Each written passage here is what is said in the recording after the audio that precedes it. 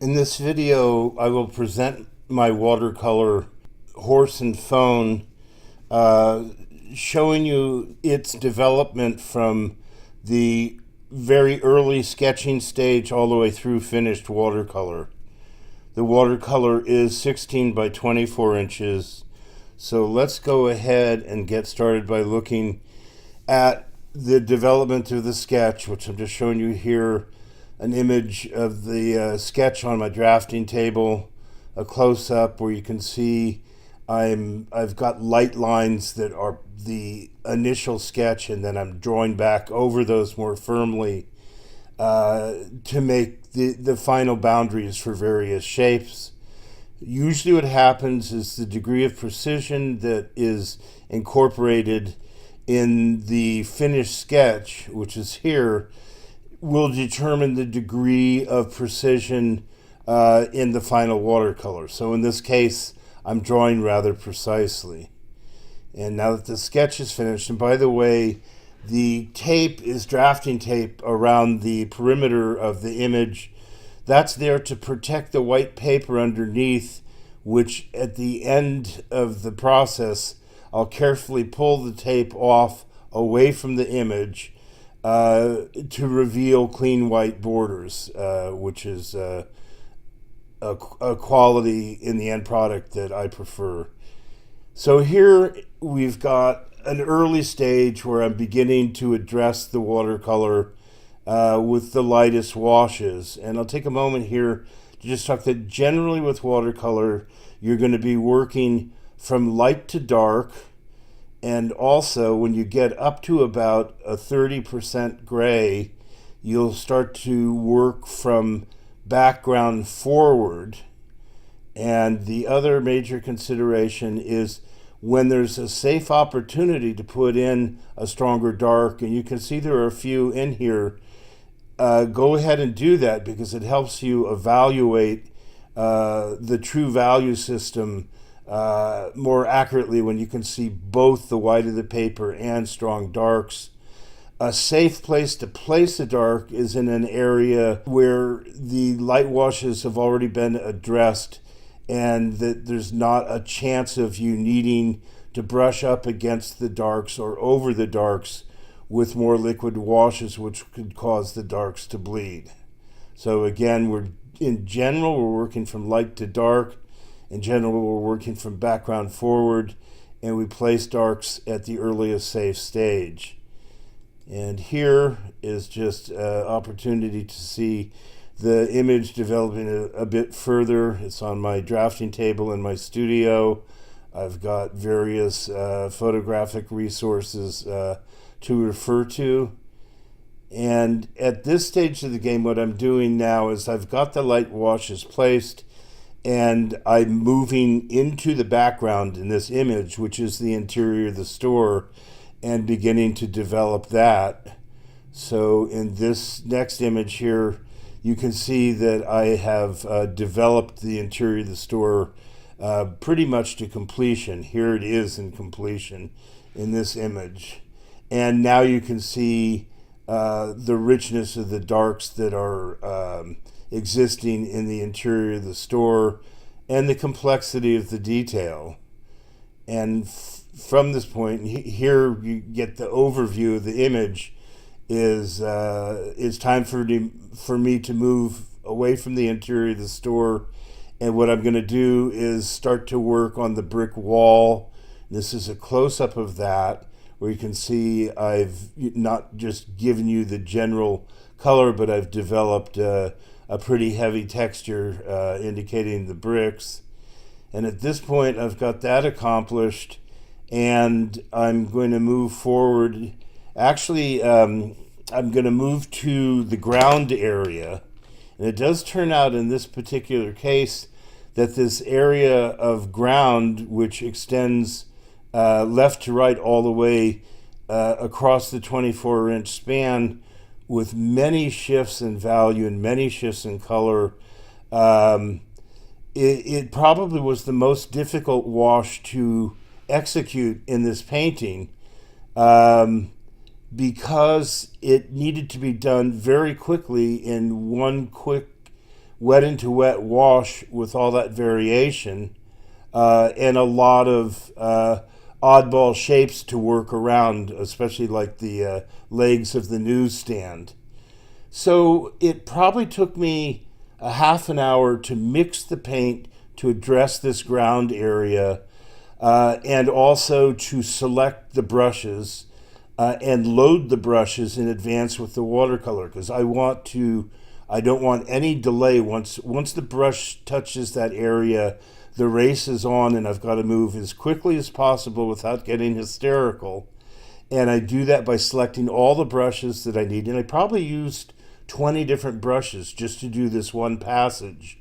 And I load those brushes with the watercolor too. And for that 30-minute preparation, is the actual wash probably took at the very most 2 minutes to execute.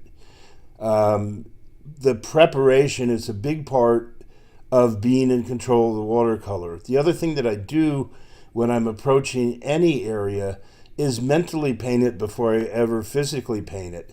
So I decided with this passage where I was going to start, where it would end, and just kind of went through the motions of executing that wash mentally. So I was familiar with the various problematic areas that would pop up, and I was prepared for those.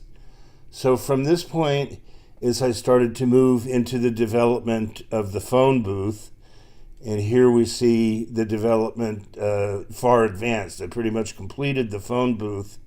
Things that are worth noting in the phone booth is the playfulness that I used in terms of color reflecting onto the shiny metal of the booth, the frame of the booth. Also, on the booth, the upper left window is reflecting the interior of the store. And another move that's just kind of, people enjoy looking at reflections of things. That's kind of nice is that the blue phone booth is being reflected in the lower glass panel of the door. And from this point, you can see it looks like a horse is next up, the horse ride. And so here I am starting with the mechanical part, the stand of the horse ride.